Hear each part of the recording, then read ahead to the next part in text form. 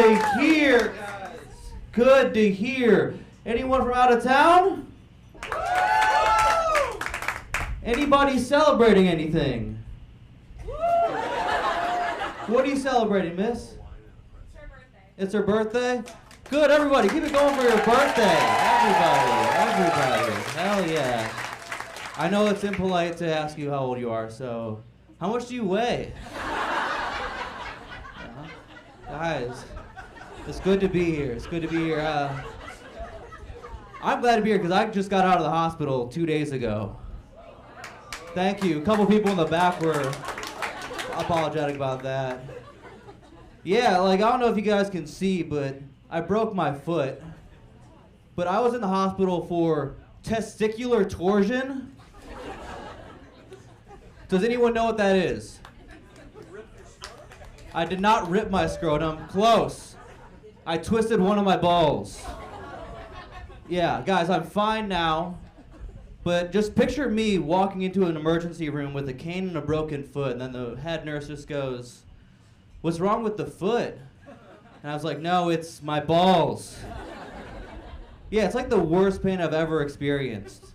Your ball twists, and you just have like deep abdominal pain and tightness. And I was telling all this to my girlfriend. She goes, "You know, the pain that you're describing actually sounds a lot like the pain every woman receives every month." And I was like, "So I guess what you're saying is I've lived the female experience. I always did know I was an ally." But I did break my foot, and the injuries I'm getting are just older injuries. Like, I didn't break it in a cool way. I just broke it walking. Everyone comes up to me and is like, "Dude, I bet there is a great story behind that injury." And I'm like, "Yeah, you should have seen how uneven the ground was." You know? But another reason I know I'm getting older is because I can't handle dairy. A couple people feel the same. Like, I feel the same way about dairy that I used to feel about drinking. Like, remember the first time you got sick after drinking?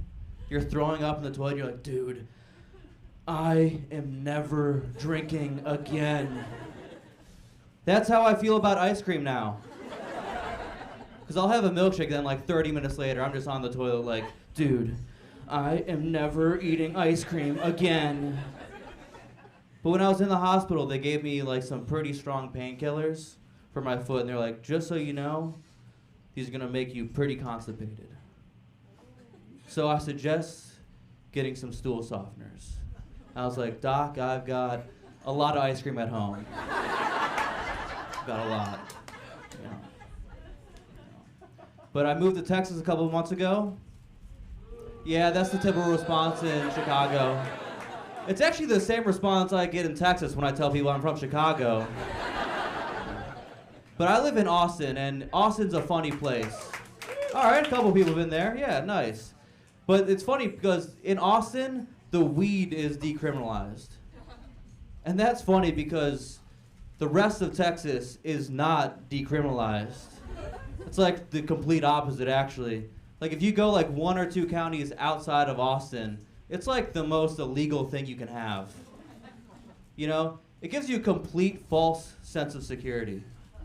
You know, it kind of feels like Austin is a trap set by the rest of Texas. They're like, "Yeah, enjoy your weed. We will catch you on the way out." You know? And I feel like at some point the weed laws in Texas have to catch up. Because the weed now is too strong for the laws to still be that scary. I'm anxious enough. Remember when you would smoke weed as a teenager and one of your friends would freak out? And be like, "Dude, did you hear that? I think it's the cops." In Austin, it actually might be. You know, if you're in Texas and one of your friends goes, "Dude, don't worry about the cops," you need to find a new friend because he's undercover. Yeah, but Austin's a funny place. Texas is a funny place in general. I was in a bathroom, a urinal, and a man walks in and goes, "God damn, it's a sausage fest in here. I was like, yeah, it's the men's room. He's like, dude, that's actually exactly what you voted for, to be alone in here. He is so homophobic. He became pro-gender neutral bathrooms. You know? Like, I'm for gender neutral bathrooms, but I've never walked into a bathroom like, dude, where are the girls? Where are they? There's like none in here. Yeah. But there's a lot of country music in Texas. I don't listen to country music, like, at all. I listen to rap almost exclusively. And the songs that I listen to are just like retellings of the crimes they've committed. And whenever I play one of these songs in front of my mom, she always has questions. You know, she's like, Peter, I just don't understand what you and these songs have in common. And it's like, you don't have to relate to the music you're listening to in order to like it. You know? Like, my brother hates country music, but he still loves getting DUIs.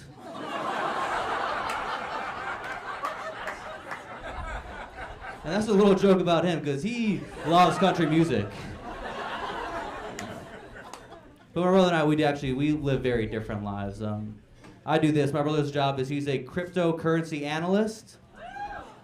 That's the joke. That's it. I like it, though. He chose the one job that sounds less legitimate than stand-up comedy. Right? Which is a fun thing to say until I'm in his house. Because, like, his job bought him a house. My job brought me here. You know? I just imagine he's around his dinner table with all of his friends like, yeah, Peter's a stand-up comic. That's the joke, that's it. You know, but not only am I broke, I also can't fix anything. Ladies? You know? Like, I can't fix anything. Like, I feel like those are the two things men judge their manhood on. Their ability to fix something, or their ability to pay for that thing to be fixed. I can't do either. Like, if a lamp breaks in my house, I'm just like, I hope it heals. You know, and then what does every guy do when you go out to dinner? They fight for the check. You know, like, I'm out to dinner with my dad and brother, like, I got it. I'm like, guys, relax. You two should split it. Down the middle. Leave me out of it completely, actually. That'd be great. But we have very different lives, you know? Like, he is a kid. No one gave a hell about that. That was cool. But he asked me to be the best man at his wedding, but not the godfather for his son. Yeah, so he's just like, I like you, I just don't trust you. It's a smart move, though, because, Uncle, that's, like, the level of responsibility that I need. Because, like, if I'm a godfather, I might become a guardian. And if I was the guardian of my nephew, he would just be here with me right now. You know? And people would come up to me and be like, Peter, why is there a baby with you? And I'd just be like, well, his parents are dead, not my dreams.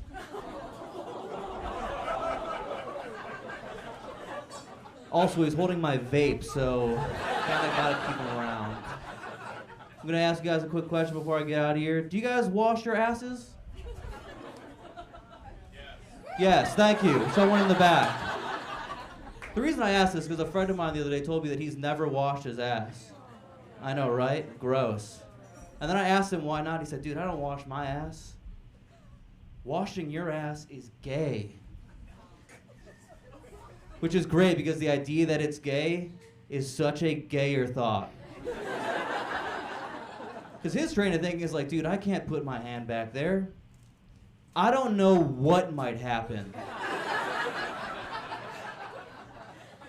I've never been washing my ass and halfway through been like, holy shit, my whole fist, it's like right up there.